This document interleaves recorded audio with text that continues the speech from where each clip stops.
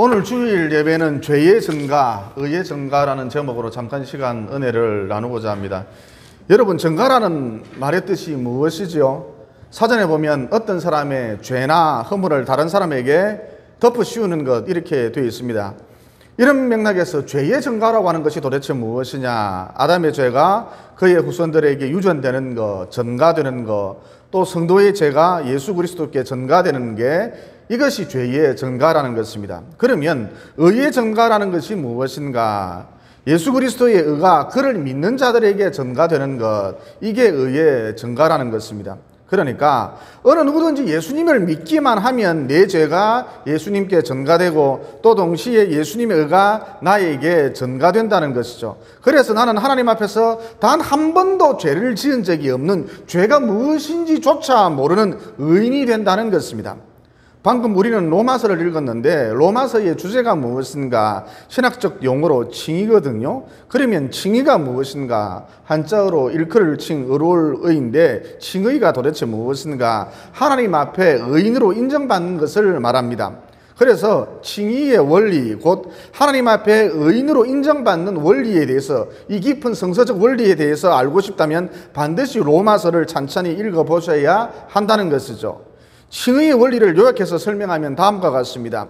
인간은 태어날 때부터 죄인이라는 것이죠.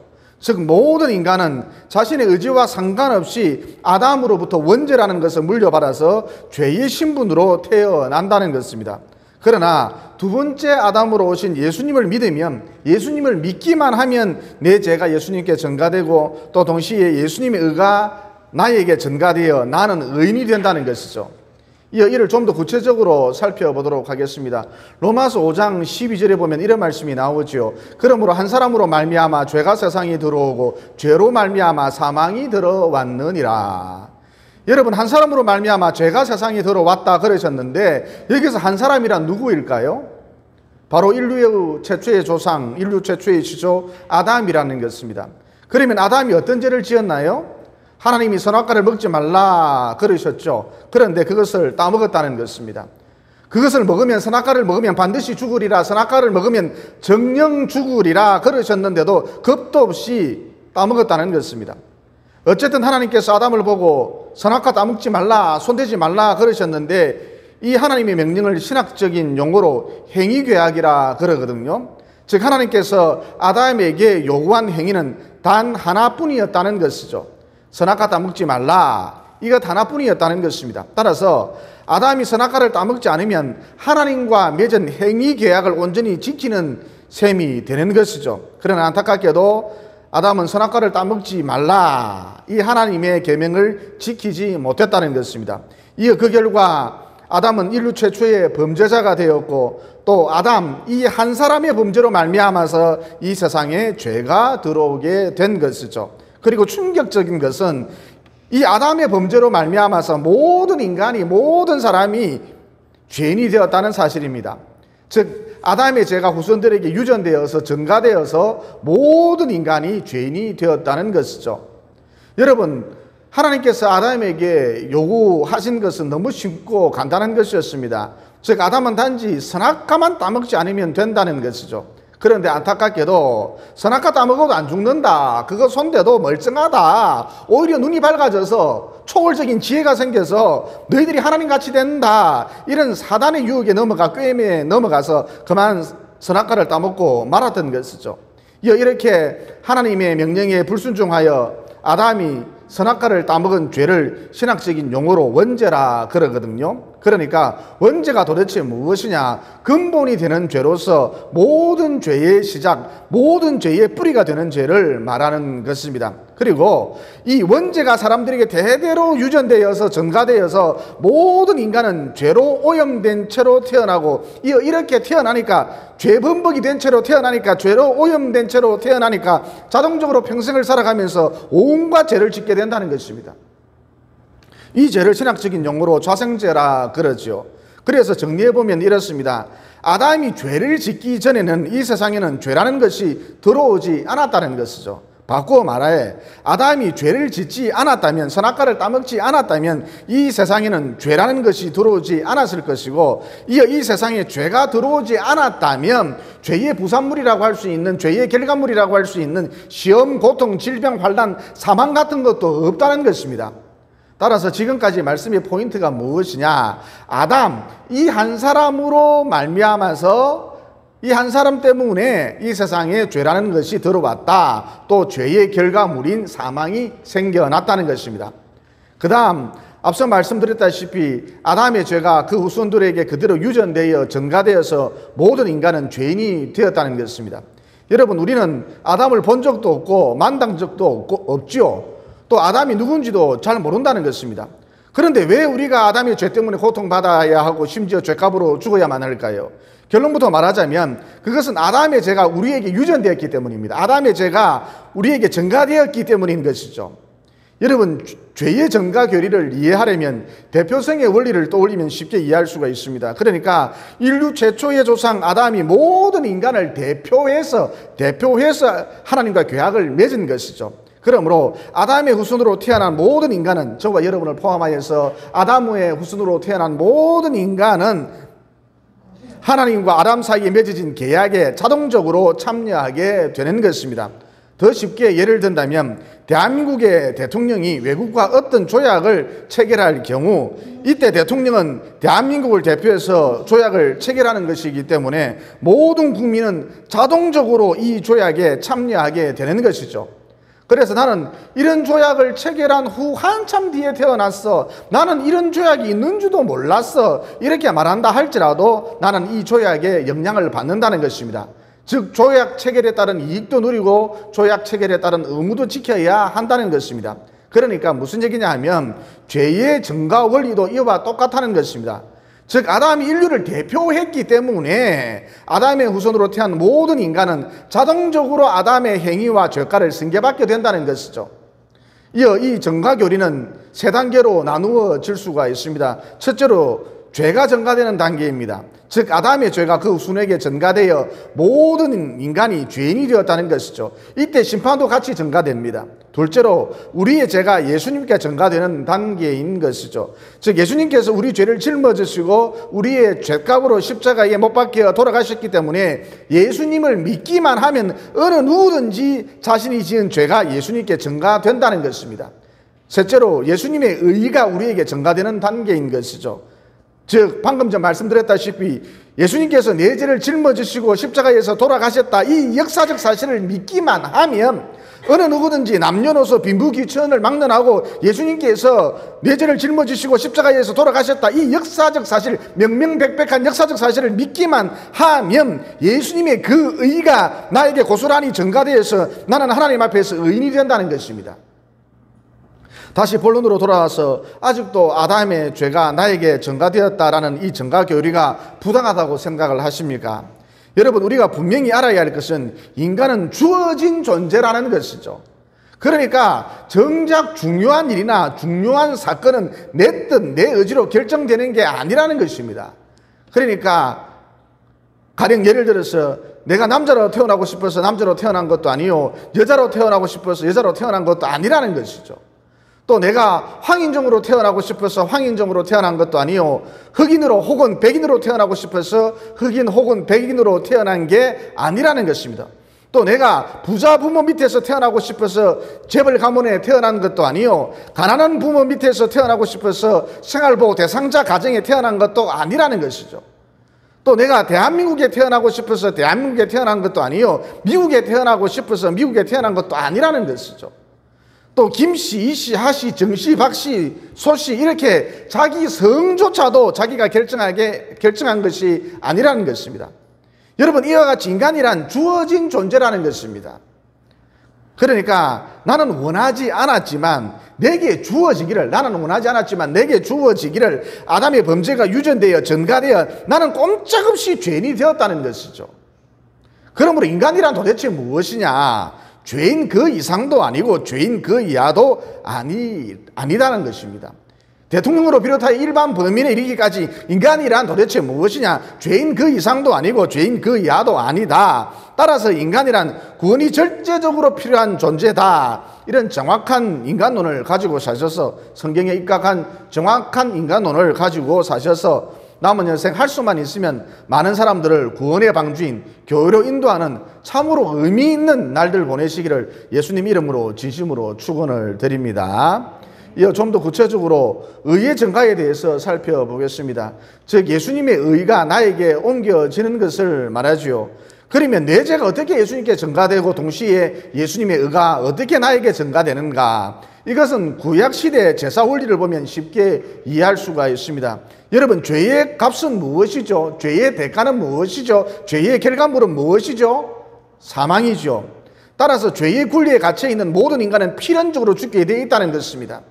그런데 하나님께서 죄사함 받는 길을 열어주셨죠. 그것이 바로 구약시대 제사의식입니다. 여러분, 제사에는 반드시 제물이 필요하거든요. 일반적으로 양이 필요합니다. 그래서 제사를 지낼 때에 제사를 지내는 사람은 양의 머리 위에 손을 얹고 회개 기도, 참회 기도를 하지요. 그러면 그 사람의 죄가 양에게로 옮겨지고 전가되고 자신은 깨끗해진다는 것이죠. 즉 양이 그 사람의 죄를 대신 짊어지고 그 죄값으로 피 흘려 죽음으로 그 사람은 죄사함을 받는다는 것이죠. 의인이 된다는 것입니다. 그런데 신약시대로 넘어와서 누군가 이 양 역할을 대신 하셨거든요. 여러분, 이 사람이 누굽니까? 양 역할을 대신한 사람이 누굽니까? 바로 하나님의 아들 예수 그리스도라는 것입니다. 그래서 앞서 언급했다시피 누구든지 예수님께서 내 죄를 대신 짊어지시고 그 죄값으로 십자가에 못 박히시고 피를 쏟으시며 돌아가셨다는 사실을 믿으면, 이 역사적 사실을 믿기만 하면, 명명백백한 이 역사적 사실을 믿기만 하면 내 모든 죄에서 사함받고, 과거의 죄든 현재의 죄든 미래의 죄든 내 모든 죄에서 사함받고 나는 깨끗해진다는 것입니다. 의인이 된다는 것이죠. 또 그 결과 이렇게 의인이 된 결과 내 영혼 사망에서 생명으로 옮겨지고 천국을 상속받게 된다는 것입니다. 그러면 예수님 한 분의 죽음으로 어떻게 모든 사람의 죄가 사해지는가? 앞서 언급했다시피 예수님의 속죄도 대표성의 원리가 적용되기 때문입니다. 그러니까 아담 한 사람의 범죄로 모든 사람이 죄인이 된 것처럼 예수님 한 분의 속죄로 말미암아 모든 사람의 죄가 사해지는 것이죠. 그러므로 하나님이 이미 구원의 길, 속죄의 길, 영생의 길을 활짝 열어놓으셨는데 이를 믿음으로 받아들임으로써 죄사함 받고 의인이 되고 구원받을 뿐만 아니라 더 나아가 이 땅에서 사명 감당하고 충성함으로 말미암아 영원한 저 천국의 상급도 크게 받아 누리시는 신앙의 성공자들이 모두 되시기를 예수님 이름으로 진심으로 축원을 드립니다. 덧붙여 성경이란 한마디로 메시지거든요. 성경이 도대체 뭐냐? 메시지거든요. 그러니까 성경을 읽을 때 하나님께서 무엇을 가르쳐 주시려고, 무엇을 알려주시려고 이런 말씀을 기록하셨나, 이런 관점에서 읽으셔야지 무슨 역사책을 읽듯이, 과학책을 읽듯이, 잡지책을 읽듯이, 상식책을 읽듯이 이런 식으로 읽으면 도통 무슨 말인지 알 수 없다는 것이죠. 이해가 잘 안 된다는 것입니다. 본질을 놓치기 십상이라는 것이죠. 이런 맥락에서 창세기에 등장하는 선악과가 주는 메시지가 무엇인가? 선악의 기준, 그것은 하나님이 정하신다는 거예요. 즉 선악의 기준은 사람이 정하는 게 아니라는 것입니다. 그리고 사람이 자기 멋대로 자기 마음대로 선악의 기준을 정해버리는 것, 이것은 선이야, 이것은 악이야, 이렇게 사람이 자기 멋대로 선악의 기준을 정해버리는 것, 이게 선악과를 따먹는 행위라는 것이죠. 그러니까 예를 들어 지금 여권에서 동성애를 인정하자, 동성결혼을 인정하자, 무엇보다 이런 사람을 차별해내서는 안 된다, 그러면서 차별금지법을 만들려 하고 있잖아요. 여러분, 인간을 차별하지 말자, 이것은 선 아닙니까? 인간을 차별하지 말자, 이것은 좋은 것 아닙니까? 이것은 선한 것 아닙니까? 그런데 성경이 무엇이라고 가르쳐주고 있죠? 하나님이 남자와 여자를 창조하셨다. 그리고 둘이 때가 되면 한 몸이 되어야 한다. 즉 한 가정의 구성 요건은, 성경에서 말하는 한 가정의 구성 요건은 남자와 여자라는 것입니다. 따라서 동성애, 동성결혼은 있을 수가 없다는 것이죠. 그러니까 무슨 얘기냐, 이게 선하다, 이게 악하다 그럴 때에 그 기준을, 선악의 기준을 너희 인간들이 정하지 말라는 것입니다. 즉 언제나 기준은, 선악의 기준을 포함해서 언제나 기준은 하나님이라는 것입니다. 언제나 기준은, 선악의 기준을 포함하여 언제나 기준은 하나님 말씀이라는 것이죠. 그런데 사람들은 선과 악의 기준을 자기가 정하려 한다는 것입니다. 그래서 동성애는 괜찮다, 동성결혼도 허용해 줘야 한다, 이거는 행복 추구권이다, 무엇보다 이런 사람을 차별하는 것은 악이다, 그래서 차별금지법을 만들어야 한다, 차별금지법을 제정해야 한다, 이런 식으로 자기들이 하나님을 제쳐두고 자기들이 선악의 기준을 정하려 한다는 것입니다. 이게 바로 선악과를 따먹는 행위라는 것이죠. 선악의 기준을 내가 정해버리는 것, 이게 선악과를 손대는 것입니다. 또 한 가지 예를 들어서 흔히들 어렵다는 표현을 잘 쓰는데, 여러분 어렵다는 기준이 무엇입니까? 어렵다는 기준이 무엇입니까? 착하게 사는 것이 어려운 것입니까? 칭찬받는 게 어려운 것입니까? 박수 받는 게 어려운 것입니까? 공부를 많이 하는 게 어려운 것입니까? 효도를 많이 하는 것이 어려운 것입니까? 나라에 충성하는 것이 어려운 것입니까? 도대체 어렵다는 기준이 무엇이죠? 여러분 성경에 보면 오직 의인은 믿음으로 말미암아 살리라 그러셨거든요. 그러니까 의인은 어렵다라는 것은 믿음이라는 것입니다. 즉 예수님을 믿는 믿음이 의인 것이죠. 다시 말해 의의 본질은 믿음이라는 것입니다. 또 의의 핵심도 믿음이라는 것이죠. 의의 주제도 믿음이라는 것이죠. 의의 내용도 믿음이라는 것입니다. 쉽게 말해서, 간단하게 말해서, 요약해서 말해서 의인이 도대체 누구냐? 의인이 도대체 누구냐? 예수님을 믿는 사람만을 가리킨다는 것입니다. 그 외에는 다 악인이라는 것이죠. 그래서 그 유명한 우리가 존경하는 이수신 장군도 악인인 거예요. 누가 누구 마음대로 누구 멋대로 이수신 장군을 의인이라 그럽니까? 그런데 사람들은 자기가 의의 기준을 정하려 하죠. 하나님을 제껴두고 자기가 의의 기준을 정하려 하죠. 착하게 사는 것이 의야, 나라를 구한 것이 의야, 봉사를 많이 하는 것이 의야, 공로를 세우는 거예요. 그게 의야, 종교생활을 하는 것이 그게 의야, 그런다는 것이죠. 자기가 의의 기준을 세운다는 것입니다. 이게 바로 선악과를 따먹는 행위인 것입니다. 즉 선악의 기준을 비롯해서, 선악의 기준을 포함하여서 어떤 기준을 내가 정해버리는 것, 이게 선악과를 따먹는 행위라는 것이죠. 그러니까 여러분이 인생을 살아가시면서 기준을 정하실 때에, 특별히 선악의 기준을 정하실 때에 무엇이 선일까, 무엇이 악일까 생각을 하시면 안 되고, 이게 바로 은연중에 선악과를 따먹는 행위거든요. 그래서 무엇이 선일까, 무엇이 악일까 생각을 하시면 안 되고, 즉 내 생각이 어떤 기준이 되면 안 되고, 하나님이 무엇이라고 말씀을 하셨는가, 여기에 관심을 기울여야 한다는 것이죠. 여기에 방점을 찍으셔야 한다는 것입니다. 이게 바로 선악과를 지키는 일이라는 것이죠. 더 나아가서 어떤 일을 선택할 때, 결정할 때에 흔히들 사람들이 어떤 식으로 행동을 하느냐, 이렇게 하는 편이 혹은 이쪽을 취하는 것이 내게 유리할 것이다, 이렇게 하는 편이 혹은 이쪽을 취하는 것이 내게 유익할 것이다, 편리할 것이다, 내게 이득이 될 것이다, 그러면서 선택하거나 결정한다는 것이죠. 이게 바로 선악과를 따먹는 행위인 것입니다. 그래서 이런 식으로 선택하거나 결정하시면 안 되고, 비록 손해를 본다 할지라도, 어려움이 따른다 할지라도, 피해를 본다 할지라도, 손실이 발생한다 할지라도 하나님 뜻이 어디에 있는가, 하나님께서 기뻐하시는 쪽이 어느 쪽일까, 이것을 생각하고 이것을 고민해 보시고 그쪽을 선택하는 것, 그쪽으로 결정하는 것, 이게 선악과를 지키는 일이라는 것이죠. 그리고 하나님을 위해 손해를 보면, 불이익을 당하면 그 인생이 엉망이 되느냐? 결코 아니라는 것이죠.